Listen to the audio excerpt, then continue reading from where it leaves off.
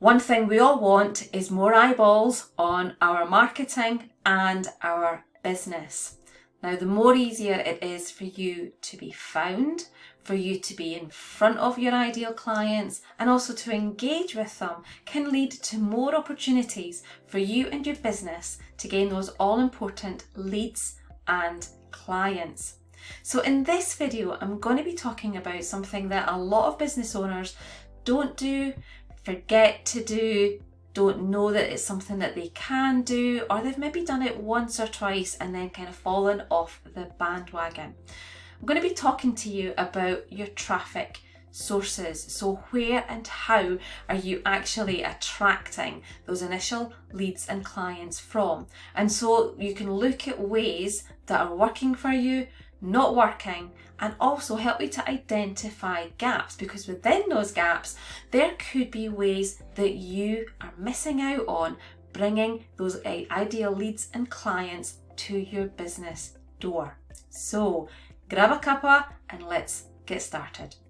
So why do you need to understand how you're appealing to your potential leads and clients? Let's think of it this way.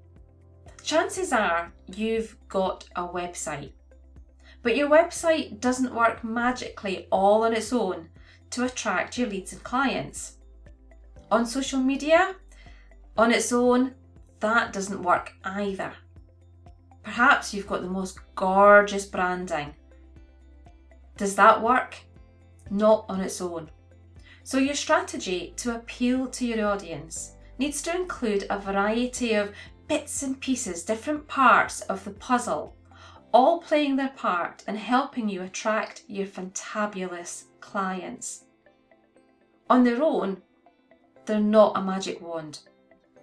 But when you have traffic sources working together, they can work their magic. So depending on your audience, you need an ideal blend of ways to appeal to your audience. So what is your ideal blend? It could be a variety of traffic sources, but let's consider a few. Some that you're already doing, others that you're considering, or others that you haven't yet considered but are intrigued by, so that you can increase your leads and clients to your business. So your blend could include search engine optimization. This is your audience finding you and your website when they search online. So you might have a blog. It could be that your audience loves to read your blogs. And again, they can find them when they search online or on social media or through your email list if you share your blogs with them. Perhaps you offer a discovery call. This is where you can spend time with them explaining the great ways that they can work with you. Are referrals a traffic source for you? This is where they hear all about your fantabulousness from others. And on hearing about how fab you are, then these people get in touch with you. Perhaps it's a lead magnet. So in exchange for their email, you send them value-laden content. And then you keep in touch with them via email, and then you share even more useful and helpful content. And then when the time is right, and without being pushy or salesy, you can offer them your products or services. So social media. What platforms are you on? What platforms are working well for you in getting leads and clients? What doesn't work so well? What about your posts? What work well? What don't work so well? Another idea for a traffic source could be a podcast. Now, do you have your own? But you don't necessarily have to set up your own podcast. It could be that you've been a guest on one and you can share this chat, this interview on a variety of places to help you attract those leads and clients. So perhaps share it via social media or onto your website. And also, not forgetting your email list. So do you have an email address on your website? Is it easy for them to email you and get in touch? Or do you prefer to offer a telephone number? Is your audience the type that prefer to be able to call you and be able to speak directly with you? Still thinking about your website, do you have a chatbot? Have you got one on your website that can engage with people who visit your site and perhaps direct them to more information that's useful and helpful, for example, your blog, ways that they can speak and work with you, or even offer them your lead magnet around a problem that they currently have? It could be that people find you when you've been at speaking events. So from time to time, you may speak at events, whether online or in person. And this is how you could be getting in front of your audience. So you could be promoting the speaking event, telling people that you're going to be talking and what you're going to be talking about. Not everything has to be online.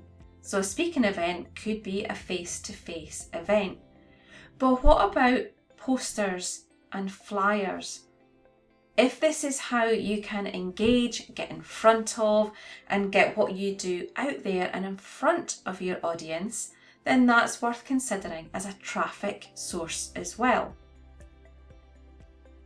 So perhaps this short list has given you some ideas of additional traffic sources that you can introduce to your marketing to get more eyeballs on your business.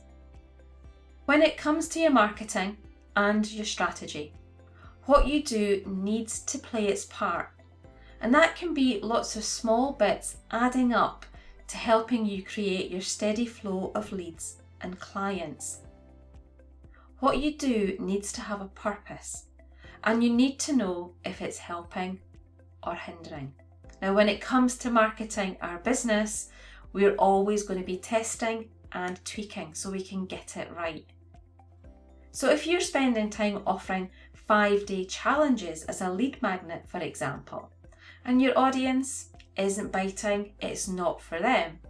But then you offer the similar information as a free checklist and they go crazy for it, then there you go. You've got to know what appeals to your potential clients and give it to them. So I'm a massive fan of offering your audience what they want and need and putting it A, where they expect to find it, and B, where they're looking for it. So now, are you going to review the ways that you're attracting your clients? As always, if you've got any questions, pop them below and I'll get back to you. If you've got any questions or comments on today's video, then please feel free to pop them below. And also, if you haven't already, then please subscribe to my video. Now, what happens is with every new subscriber, I celebrate with a cup of tea. I love tea, what can I say? So if you'd like me to have another cup of tea today, then please go on, hit that subscribe button now. See you next time.